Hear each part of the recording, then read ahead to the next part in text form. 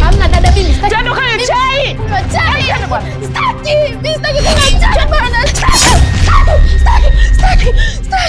Sitaki.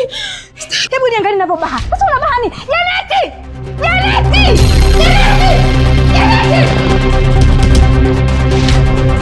Nini lakini Tami, mbona unakuja humu ndani unaanza kupiga makelele kama tuko Kariakoo? Umeona nini humu ndani? Hebu niangalie lisana lako ninavyobaha. Eti ninasema sitaki, linashtuka nasema sitaki. Huyu sasa anasema hataki nini? Hataki kazi, anasema hataki kazi. Sasa sijajua ni kazi gani umempa ameshindwa kuifanya. Hebu muulize msichana wako kule.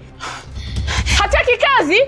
Ndio huyo hapo, muuliza sasa. Maana nimekuja hapa namsikia tu analalamika, "Oh, sitaki kazi." Sasa sijajua ni kazi gani ambayo umempa huyu msichana wako kazi ameshindwa kuifanya. Hebu ongea naye, muulize tujue shida ni nini. Maana mimi hata nashindwa kumuelewa. Alikuwa amelala hapo muda mrefu, lakini naingia tunafika hapa sikia anapiga makelele. Sitaki, sijui nini. Nimechoka na mikazi huko ndani. Janeti ameongea maneno kibao muda mrefu namsikiliza hapo msichana wako.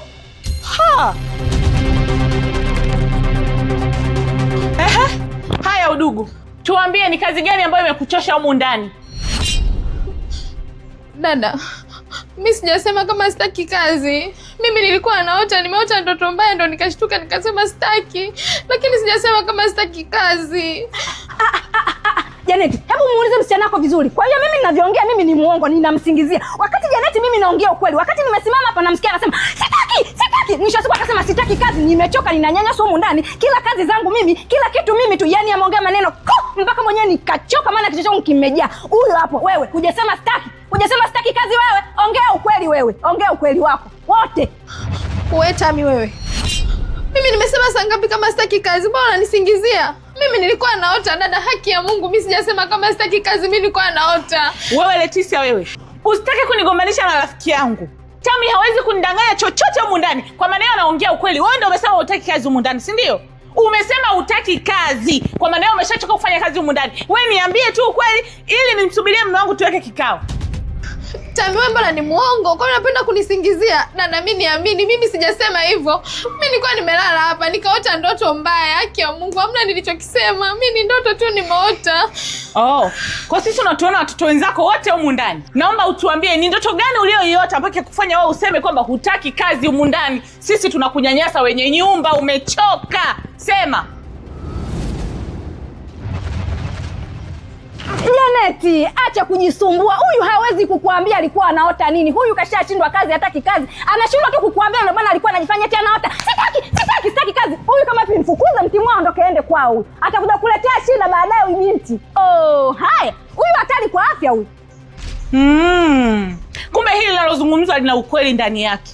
Sasa udugu, naomba unisikilize tena, unisikilize kwa makini. Hapa namsubiria mume wangu akirudi humu ndani. Tunaweka kikao na yafikisha maneno kama yalivyo. Kwa umetoka kazi, tunakunyanyasa sana mabosi zako humu ndani. Uondoke. Umenielewa? Hapana dada. Tami, mtu ondoke shoga.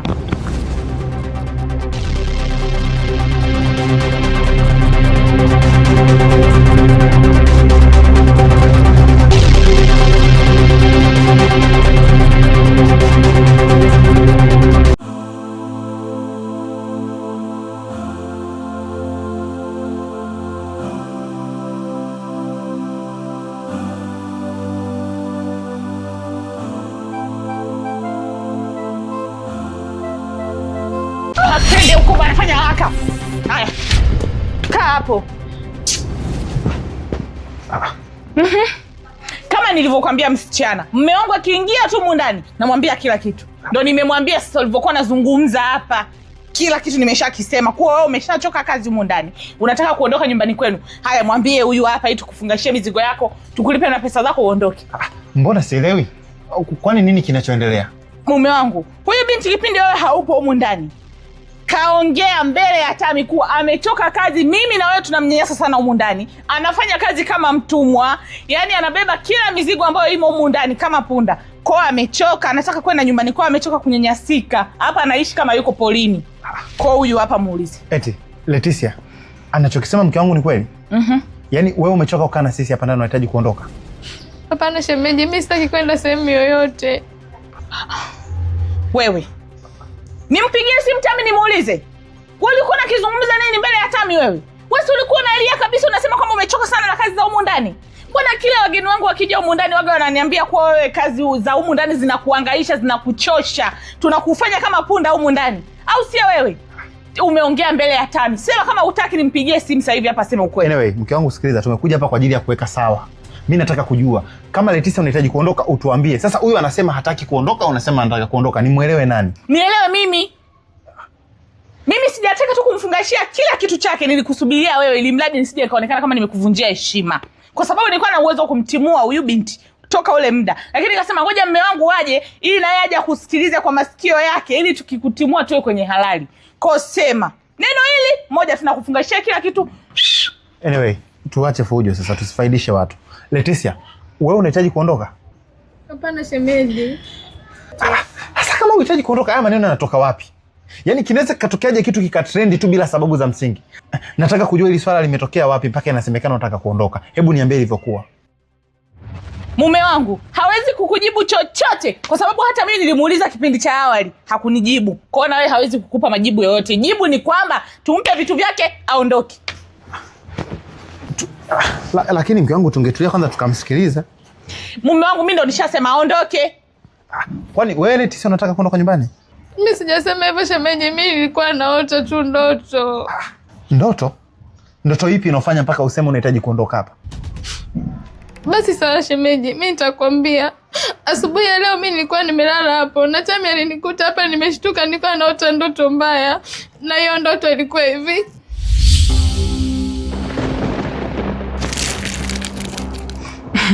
Leticia. Habe dada. Habari yako? Salama, shikamoo dada. Marhaba. Ndio umeamka sasa hivi? Ya, nimeamka. Vipi? Mbona nimepitia pale dining nimekuta chupa ya chai bado imejaa chai. Kwa maana hiyo hujanywa chai? Dada, kiukweli mimi nimeamka leo sijisikii kunywa chai. Na ndio maana nikaona tu niwapikie wewe na shemeji, mkiamka mtakunywa chai. Leticia bwana, hebu acha mambo yako. Hivi, wewe unawezaje kutupikia sisi chai chupa nzima ili na tuko wawili? Tunaweza kunywa kweli yote na tukamaliza? Jibu ni hapana. Kwa hiyo sasa, inatakiwa uachane na hichi ambacho nakifanya hapa. Uingie ndani, ukanywe chai, kisha ukishamaliza kunywa chai, uje uendelee na mambo yako. Kwa sababu ile chai ni nyingi sana. Isitoshe na wewe unatakiwa kula. Kwa nini uniambie hauna hamu ya kula? Unaumwa? Hapana. Mimi siumwi. Niko sawa, lakini sijisikii dada. Mimi ningeomba tu wewe ndo kanywe chai, hata usijali. Anyway, najua chai ya rangi imekuchosha. Kwa nimekufanyia surprise. Kwenye chai yako nimekuwekea cowbell. Kwa natumaini utaenjoy na utaenda kunywa chai, si ndio? Dada, unataka kuniambia mpaka umeniwekea cowbell kwenye chai mimi ninywe tu? Yeah. Kinachokufanya ukatae kunywa chai ni kitu gani? Hivi unajua kuwa wewe ni mwanafamilia wa humu ndani? Kila kitu nafanya mwenyewe humu ndani. Kwa hiyo sasa sisi peke yetu haitoshi sisi tukinywa chai wewe upo umekaa tu na ujala. Inatakiwa uache hiyo kazi yako na uifanya, uingie ndani, ukanywe chai na ukishamaliza kunywa chai sasa ndio uje uendelee na majukumu yako mengine. Dada, asante sana kwa kunijali. Unajua leo umenionyesha upendo mpaka nashangaa. Lakini sasa upendo wako umekuja siku mbaya. Mimi leo sijisikii kula chochote. Kwa hiyo nilikuwa nakuomba tu wewe nenda kanywe chai na uwe na amani kabisa. Leticia, hivi unajua siko kwenye utani kabisa. Mimi nishawahi kukufanyia hivi hata siku moja? Leo ni kwa mara ya kwanza. Kwa hiyo inatakiwa ufurahie nafasi na uende ukaitumie vizuri. Nimekwambia nimekuwekea cowbell kwenye chai. Haya, haitoshi nimekwambia kale mikate yote. Zile slices unajua ni ngapi? Kwa natumaini utashiba kabisa. Kwa naomba utoke hapo uende ukale bani. Dada, mimi sijisikii kula. Sasa wewe, mimi sijui itakuwaje. Ila hiki chakula ni lazima ule, unywe hiyo chai mpaka ishe. Na hiyo mikate utakula. Twende kanywe chai. Hamna dada, mimi sitaki. Twende kanywe chai. Kunywa chai. Sitaki. Mimi sitaki kunywa chai bana. Wewe binti wewe. Hivyo ni kachawi eh? Mimi ndo nikuchawia kwenye chai. Mimi nikutilie sumu. Kwa kipi ulicho nacho wewe? Au ukifa wewe labda mimi nitafaidika na kitu gani? Nitaenda kulisi mashamba yako huko vijijini? Au mimi ni ndugu yako labda, au kwa kukaa hapa nyumbani kwangu ndo tumeshaanza udugu wa kuunganisha damu, si ndio? Mimi na wewe hatuna undugu binti. Kama umekaa hapa nyumbani kwangu kaanza kujidanganya kwamba tuna undugu mimi na Janeti, sijui undugu wa kuunganisha damu, hiyo haipo binti. Umenielewa? Na wala siwezi kutoa mguu wangu hapa eti umekufa wewe na kupeleka huko nyumbani kwenu, si nitasema kwamba jamani katieni hata kaeneo kadogo nilime mahindi. Siwezi kufanya hiyo kazi ya kanisa. Umenielewa? Wewe sema tu ukweli. Anyway, nisikilize. Sasa mimi naona hapa hamna sababu yote sisi kurushiana maneno. Kwa sababu ukiangalia wazi wote hamjaelewana tu kauli. Huyu mwenzako kaota, wewe umeabeba juu juu. Kwa haina taja jinsi yoyote kuonekana kwamba lazima tugombane. Nisikilize Leticia. Mimi sioni kama hapa kuna mjadala. Wewe umeshasema hautaki kuondoka na mke wangu ameshasikia kabisa kwamba ilikuwa ni ndoto. Kwa hiyo kutupa maneno tunafaidisha majirani. Na swala la kufaidisha majirani au biashara kita mimi sifanyi. Sikiliza. Hebu nenda kaendelee na kazi, watu watujala jioni. Hebu kajiandae huko tukule chakula sisi. Beni, kuna nataka kuniambia hujanielewa tu mazungumzo yote ambayo nimezungumza hapa jamani? Sasa mke wangu hapo tunaongelea nini tena? Huyu ameshachoka kazi bwana, aondoke. Wewe unasikia alikuwa anaota? Au mtu akiota na yenyewe ni makosa? Hebu tusikia, tusifaidishe watu afu usitaki kelele. Please, nenda kafanye kazi. Asante sana shemeji. Usijali, nenda kafanye kazi. Kafanye kazi wapi? Weka kusanya matambala yako uondoke huko ndani. Jamani, mke wangu, mbona unaongea kama redio mbovu? Aondoke, mimi nimeshamchoka. Amekudanganya. Lakini mke wangu, hiyo issue ushaisikia ilivyokaa. Alafu pia haina haja ya kupiga makelele. Bora mke wangu wewe mzuri, unafaidisha watu kwa maneno, unaongea mpaka sura inakutanuka kama kobe mjamzito. Vipi? Anyway, basi mke wangu kausha basi, msamehe sana mama. Mchana naye. Ni ndoto tu. Sawa? Sawa. Sawa. Tumeshaamua kumtetea, nitafanyaje sasa? Sogeaga mimi nilale.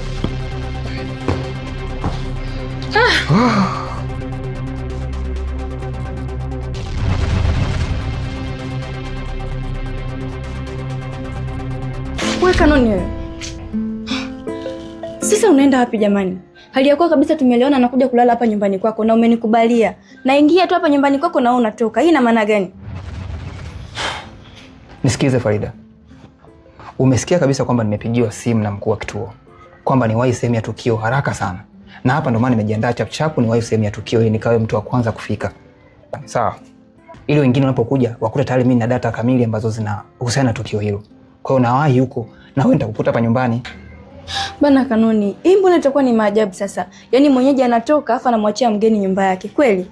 Alafu Kanoni, mimi mbona kazi yako nimefanya? Na inawezekanaje wewe mtoto wa kiume uondoke afu niache mimi mtoto wa kike kwenye ile jumba lote hili kweli? Wakija watu wabaya wakanifanyia kitu kibaya itakuwaje? Farida, nafahamu fika kwamba umeshafanya jukumu lako. Kazi yangu umeshaifanya vizuri kabisa. Na hilo nakupongeza sana. Lakini hii ni simu ya dharura, ni lazima niende nikawajibike kwa ajili ya taifa. Mimi majukumu yangu, nikihitajika muda huo napaswa kwenda sehemu ya tukio. Kwa sababu sisi majukumu yetu, kila call ni command. Yaani ni lazima uende kaifanye. Kwa hiyo hakuna kuargue hapo. Mimi natakuwa niende nikafanye majukumu yangu kwa haraka sana. Na nikwambie kitu kimoja, hii sehemu ni sehemu salama sana. Wacha nikawajibike kwa ajili ya taifa. Wewe nitakukuta hapa ndani mamangu. Bana Kanoni, mimi sitaki. Sasa mimi nazaje kulala mtoto kike kwenye ile jumba lote hili jamani? Wakija watu wabaya kanifanyia kitu kibaya itakuwaje? Kanoni wewe haupo. Bana mimi sitaki uondoke. Naomba unisikilize basi mamangu. Naomba ubaki hapa nyumbani. Naenda kuwajibika. Nadhani nitarudi ndani ya muda mfupi sana. Baada tu hiyo tukimalizika mimi lazima nirudi hapa nyumbani. Kwa hiyo nitakukuta hapa nyumbani. Naomba unifanyie haya majukumu yangu kwa haraka sana. Kwa sababu mimi taifa linanitegemea. Na niliapa kufanya hivyo. Kwa lazima nikawajibike sasa hivi. Hey, nitakukuta. Wewe Kanoni.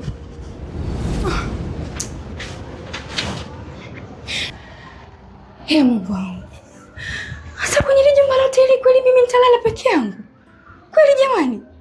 Kanoni mwenyewe ndio ameondoka kweli, hataki hata kunisikiliza. Au niende nyumbani? Ngoja nimpigie kwanza Kindege.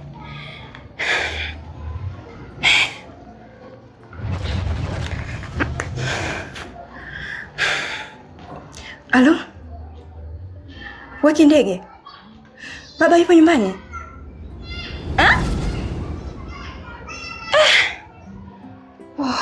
Basi poa, usiku mwema. Kesho.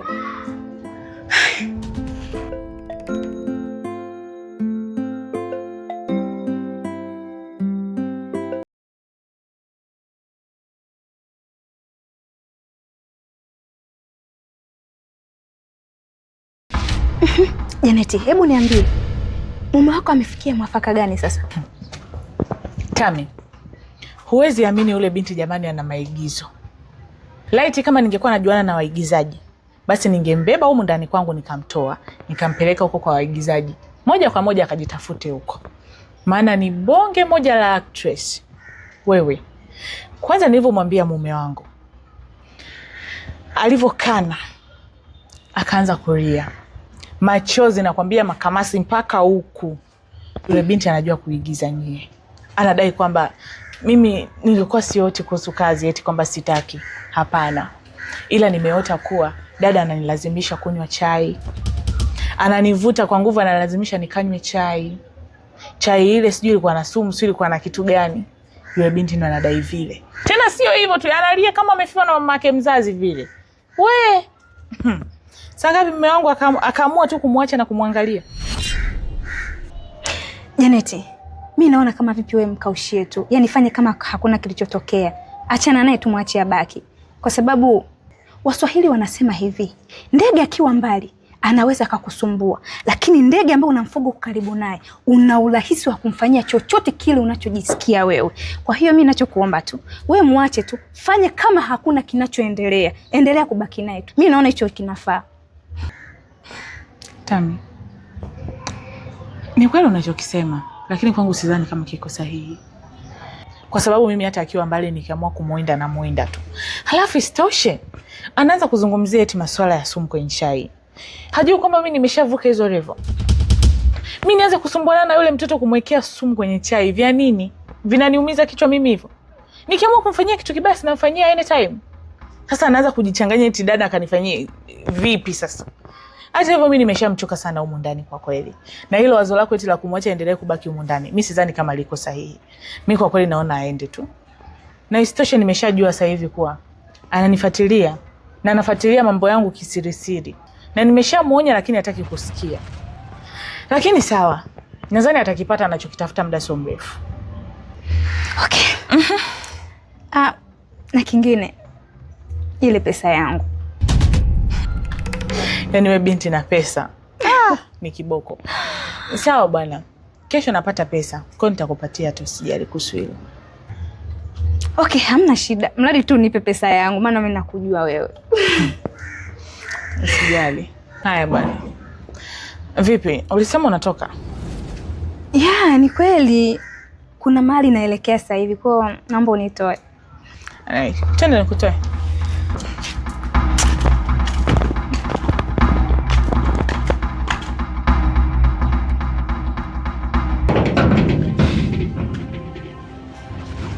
Tami.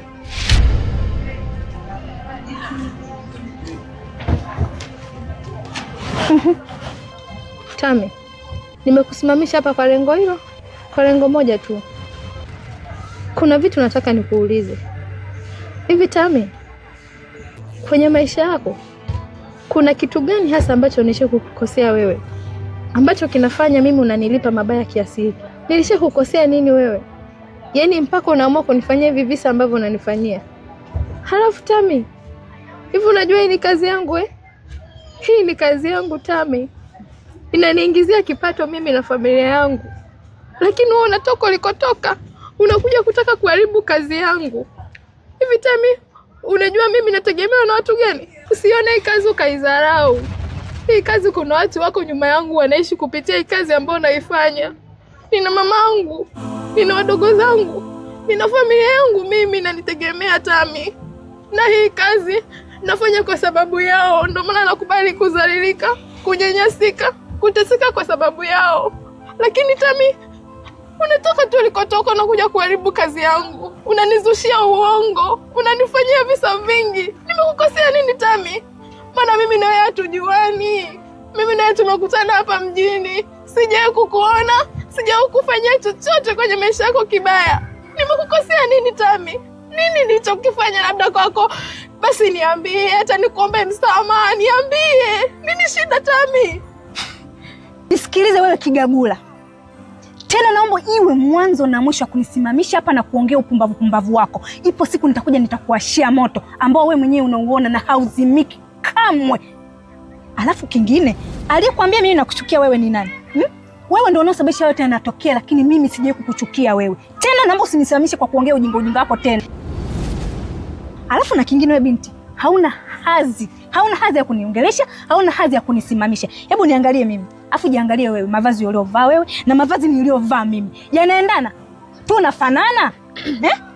Tami, huenda kweli mimi na wewe tufanani, lakini mimi na wewe tunatofautiana kidogo tu. Yaani tofauti yetu labda ni madaraja ya maisha ambayo tunayaishi. Mimi naishi kwa kutegemea familia ya watu, lakini pia nafanya kazi kwa sababu ya familia yangu. Wewe sijui mwenzangu unafanya nini. Huenda labda mshahara wangu unaona ni mdogo, ambao labda kwenye maisha yako wewe ni kitu tu ambacho unaweza kununua biskuti, ukanunua chochote, unaweza kumgawia mtu yoyote, lakini kwangu mimi hii kazi ni ya thamani. Alafu kitu kingine, Tami, wewe ni mwanamke. Wewe ni mwanamke mwenzangu na mimi pia ni mwanamke. Kwa hiyo kama wewe na mimi wote ni wanawake, kwa hiyo tuko level moja. Yaani kinachotutofautisha hapo labda ni hayo mavazi yako ambayo unavaa. Lakini niamini mimi Tami, na mimi nikiamua kuvaa hizo nguo ambazo unazivaa wewe, hizo suruali ambazo wenyewe mnavaa, hizo nguo zenu za uchi ambazo mnaamua kuzivaa, nikiamua nizivae, hata mimi na uwezo wa kupendeza, tena naweza nikapendeza hata kukuzidi wewe. Lakini hiyo haimaanishi unidharau, haimaanishi uniharibie kazi yangu. Nakuomba Tami, kama kuna sehemu nilishia kukukosea, nakuomba, niko chini ya miguu yako please. Naomba niachie kazi yangu.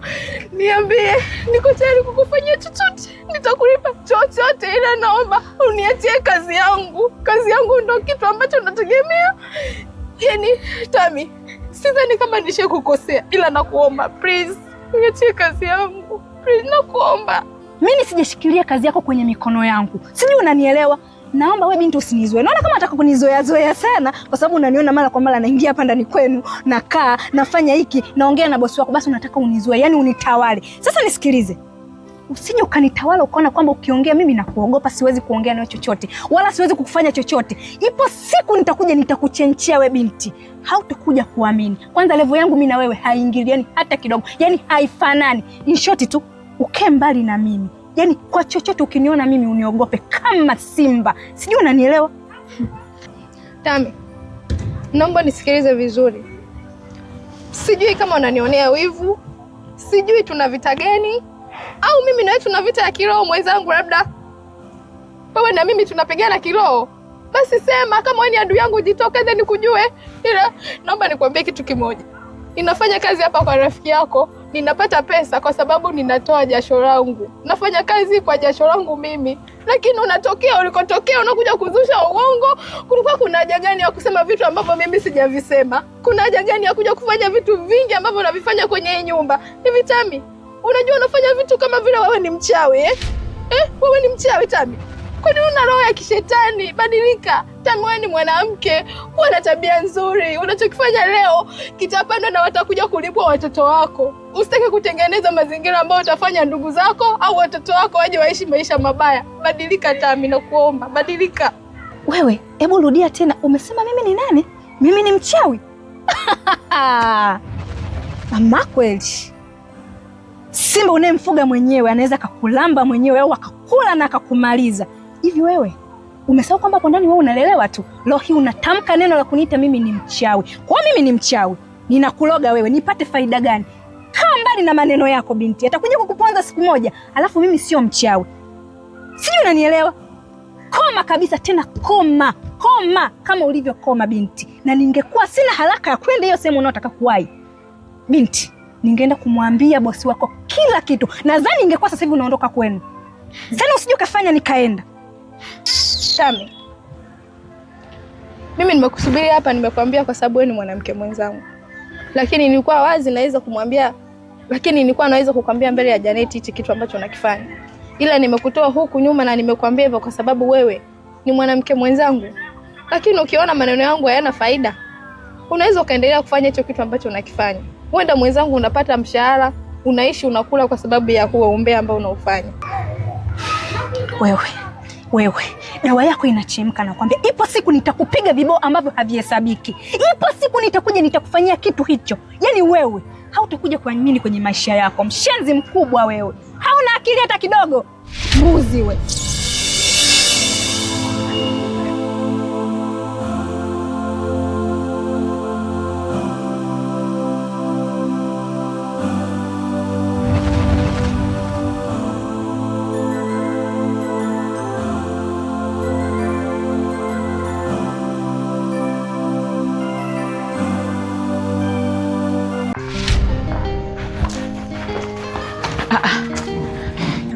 Shemeji, kumbe ulikuwepo humu ndani?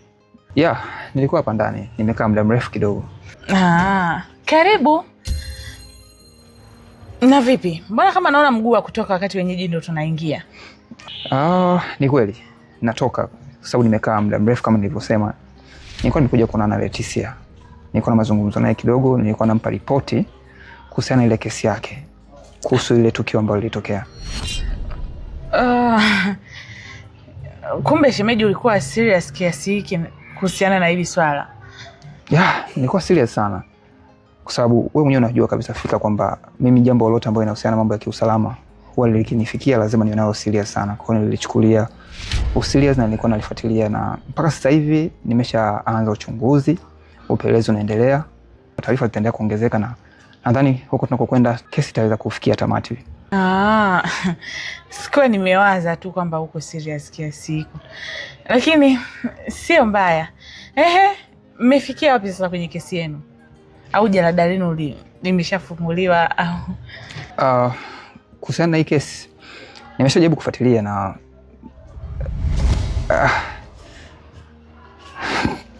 ni hivyo tu, nimejaribu kufuatilia, vitu viko sawa.